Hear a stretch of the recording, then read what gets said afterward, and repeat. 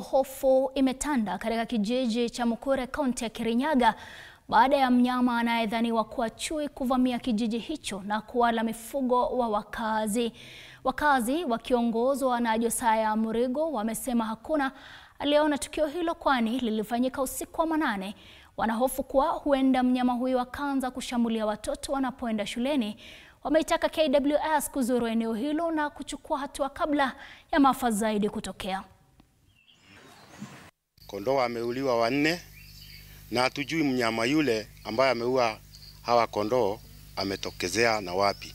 Kwa sababu nikiangalia hata kule ameingilia sijaona, maana hii ni compound ya nyumba ile ya wazazi.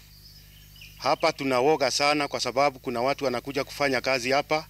Hii shamba ni kama ekari 13 na imejaa kahawa na mimea ingine, na wanauoga kwa sababu wakija hapa kufanya kazi wanaogopa. Kuna uoga sana kwa sababu hata kwetu kuna mbuzi na area hii hakuna mtu hana mbuzi. Sasa kama mtu anaweka mbuzi yake kwa sababu ya usaidizi wa baadaye alafu ikuje imekuliwa, hiyo si ni shida kubwa sana. Uoga zile tuko naye ni kwa vile sababu huyu mnyama hatumjui ni mnyama wa aina gani.